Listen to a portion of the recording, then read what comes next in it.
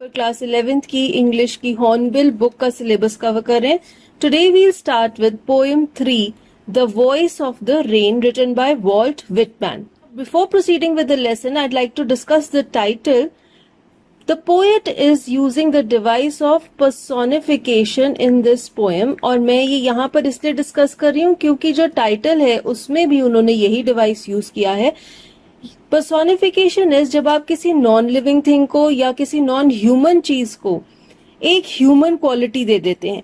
जब पोएट कह रहे हैं the voice of the rain, असल में ह्यूमन बीइंग्स बात करते हैं और उनकी वॉइस आती है.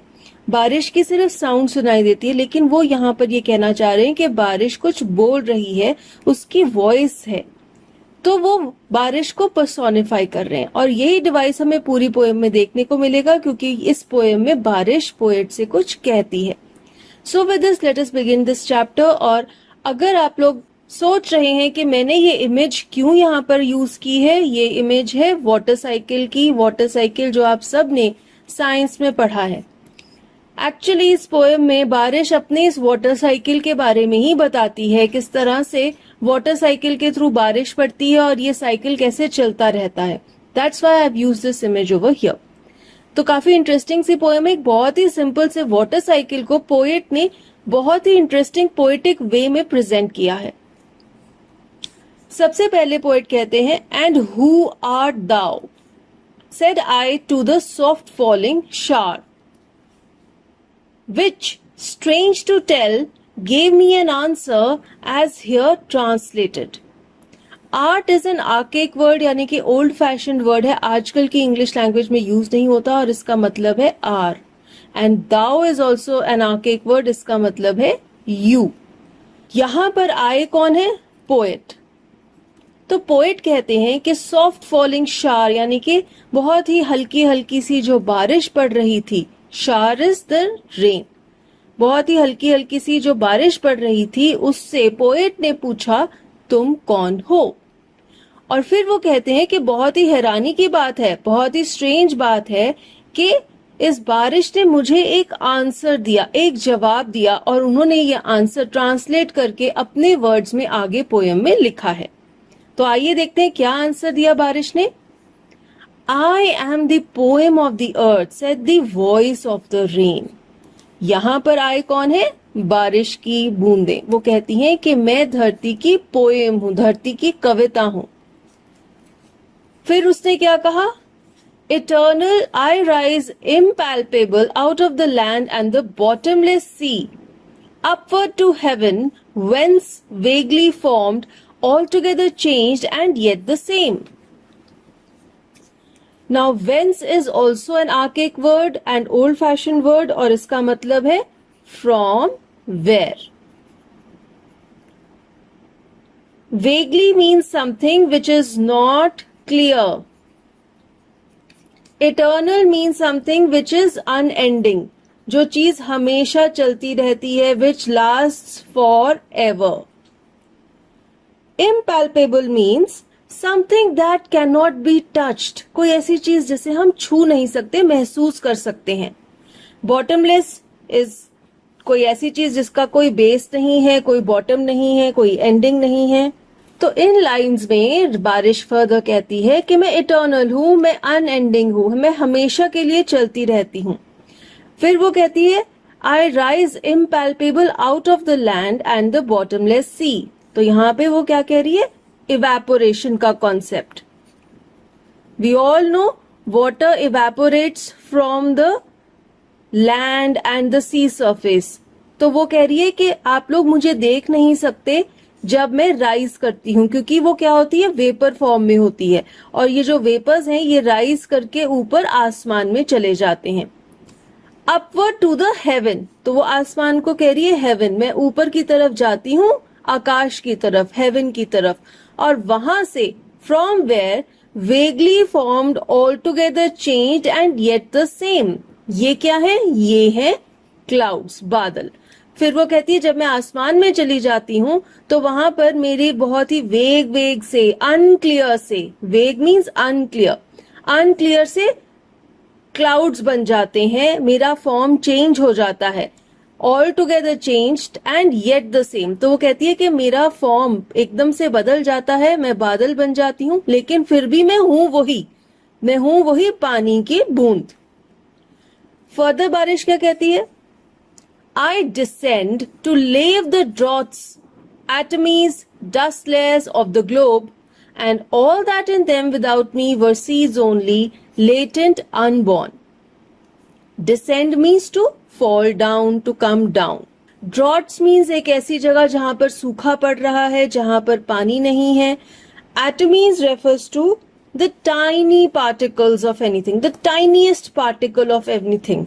And lave means to wash, to bathe, किसी चीज को धोना.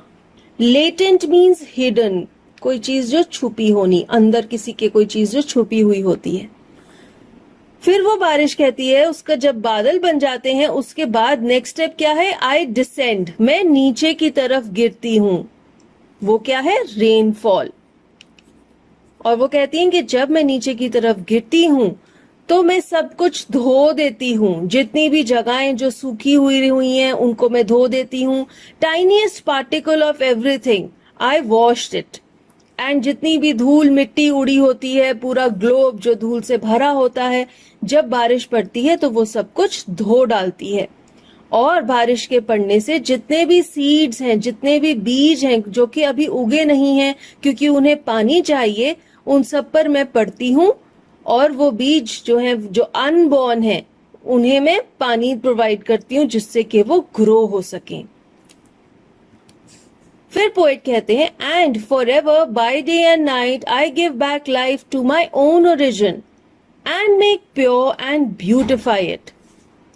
फिर वो बारिश कहती है कि मैं हमेशा चलती रहती हूँ, सुबह शाम हर वक्त. बारिश का जो साइकिल है, जो वाटर साइकिल है, ये एक कॉन्टिन्यूस साइकिल है. वी ऑल नो ये वाटर साइकिल चलता रहता है. जब बारिश पड़ जाती है उसके बाद क्या होता है? पर्कुलेशन होती है.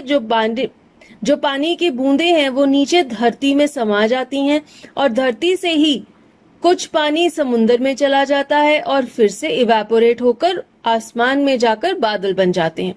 तो ये जो वाटर साइकिल है ये कॉन्टिन्यूस है, ये डे एंड नाइट चलता रहता है फॉर एवर. तो ये जो रेनफॉल है ये कहती है कि मैं अपनी ही ओरिजिन को लाइफ देती हूँ, क्योंकि वो ओरिजिनेट कहाँ से हुई थी? सी बेड से और लैंड से. और जब वो वापस सी बेड और लैंड में चली गई तो वो अपने आप को ही एक बार फिर से ओरिजिनेट कर रही है. और ये जो वाटर साइकिल है ये ऐसे चलता रहता है और इसकी मदद से क्या होता है? सब चीजें साफ हो जाती हैं, सब चीजों की धुलाई हो जाती है. जहां पर सूखा पड़ा है वहां पर पानी आ जाता है और जितने भी सीड्स हैं जिन्हें पानी चाहिए ग्रो होने के लिए, उन्हें पानी मिल जाता है. तो वो कहती है कि अपनी इस जर्नी में मैं क्या करती हूँ? हर चीज को प्योर कर देती हूँ, साफ कर देती हूँ और सुंदर बना देती हूँ. तो बारिश का जो लाइफ साइकिल है वो हमने देखा, यही वाटर साइकिल है. और वो कहती है कि ये जो मेरी जर्नी है ये अनएंडिंग है, हमेशा चलती रहती है. और इस साइकिल में मैं क्या करती हूँ? हर एक चीज को प्योरीफाई करती हूँ और सुंदर बना देती हूँ. For song, issuing from its birthplace after fulfillment, wandering, wrecked or unwrecked, duly with love returns. Wrecked or unwrecked means whether cared for or not. अब यहाँ पर हमारे पोएट अपने सॉन्ग को रेन के साथ कंपेयर कर रहे हैं. वो दोनों में एक पैरेलल ड्रॉ कर रहे हैं, यानी कि दोनों में एक सिमिलैरिटी बता रहे हैं. वो कहते हैं कि जो उनका गाना है वो भी अपनी बर्थ प्लेस से इशू होता है, यानी कि स्टार्ट होता है. गाने की बर्थ प्लेस क्या है? पोएट या जो सिंगर होता है. तो पोएट बताते हैं कि उनका गाना भी उनसे स्टार्ट होता है. बहुत सारे लोग उनके गाने को सुनते हैं, सराहते हैं. उनका गाना इधर उधर वॉन्डर करता है, यानी कि अलग अलग जगहों पर सुना जाता है. वो बहुत सारी परफॉर्मेंसेस देते हैं. यहाँ पर मैंने इन इमेजेस द्वारा उनके इस सॉन्ग का जो साइकिल है वो बता रहे, वो भी दर्शाया है. कैसे एक गाना पोएट द्वारा शुरू होता है, फिर वो उसे लिखते हैं, कंपोज करते हैं, अलग अलग जगहों पर परफॉर्म करते हैं. लोग उनके गाने को सराहते हैं, उनके गाने को अलग अलग जगहों पर सुना जाता है. वो कॉन्सर्ट्स में परफॉर्म करते हैं और फाइनली उन्हें ये प्यार वापस मिलता है in the form of award. चाहे कोई लोग उनके गाने को सराहें या ना सराहें, उन्हें कोई फर्क नहीं पड़ता, रेकेड और अनरेकेड। बारिश को भी कोई फर्क नहीं पड़ता कि उसके पड़ने से किसी को अच्छा लगता है या बुरा लगता है, वो बिना सोचे समझे अपना साइकिल चलाती रहती है। इसी तरह पोएट भी ये नहीं सोचते कि कोई उनके गाने को पसंद करता है या नहीं करता, वो कोई प्रेज एक्सपेक्ट नहीं करते, वो कोई अवार्ड्स एक्सपेक्ट नहीं करते, वो सिर्फ गाना गाते हैं अपनी खुशी के लिए। अलग अलग जगहों पर उनका गाना सुना जाता है और फिर फाइनली जब लोग उन्हें प्यार करते हैं, उनके गाने को पसंद करते हैं, यही उनके लिए एक अवार्ड है, एक रिवॉर्ड है। और बारिश का अवार्ड रिवॉर्ड ये है कि वो हर चीज को प्योरीफाई और ब्यूटिफाई कर देती है। तो इस तरह से पोएट ने अपने सॉन्ग को बारिश के साथ सिमिलर बताया है। And with this we come to an end of this poem. We have read it, we have seen the difficult word meanings, I have explained it to you. Now we'll see the literary devices that have been used in this poem. सबसे पहले हम इन lines में देखते हैं कौन कौन से devices use हुए हैं। जैसा कि मैंने आपको लेसन की स्टार्टिंग में भी बताया था, पर्सोनिफिकेशन एक ऐसा डिवाइस है जो कि पूरी पोएम में यूज हुआ है। जब लाइन 3 में बारिश अपने आप को आई कहती है और कहती है, जब पोएट कहते हैं voice of the rain, so this is personification, rain has been personified. Then we also get to see alliteration. Alliteration क्या होता है? The repetition of a consonant sound at the start of 2 or more consecutive words. यहां पर देखिए soft falling shower, दोनों words स से शुरू हो रहे हैं, स साउंड रिपीट हो रहा है, this is alliteration. Then alliteration is to tell, ये दोनों वर्ड्स ट साउंड से स्टार्ट हो रहे हैं। Then we also get to see imagery.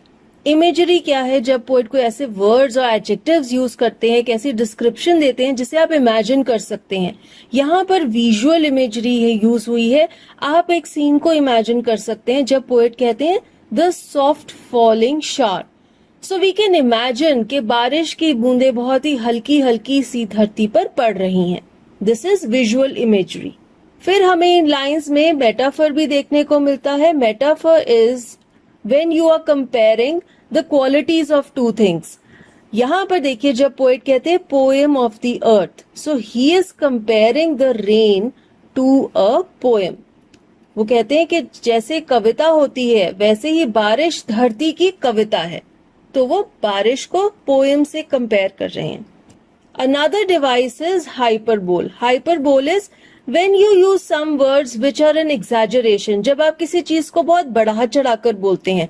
जब पोएट कहते हैं the bottomless sea, now actually समुंदर का बॉटम होता है, पर वो bottomless sea कह के क्या कहना चाहते हैं कि सी बहुत ज्यादा डीप होती है और उसका बॉटम जो है वो बहुत नीचे जाकर होता है। तो ये जो bottomless sea वर्ड उन्होंने यूज किया, this is an exaggeration, it is a hyperbole. अब हम नेक्स्ट लाइंस में कौन से डिवाइसेस यूज हुए हैं ये देखते हैं। सबसे पहले कॉन्सोनेंट्स यूज हुआ है। कॉन्सोनेंट्स क्या है? जब किसी लाइन में कोई भी कॉन्सोनेंट साउंड बहुत प्रोमिनेंट होता है। यहां पर देखिए लाइन 1 में ड sound is very prominent, descend, droughts, dust, so this is consonants.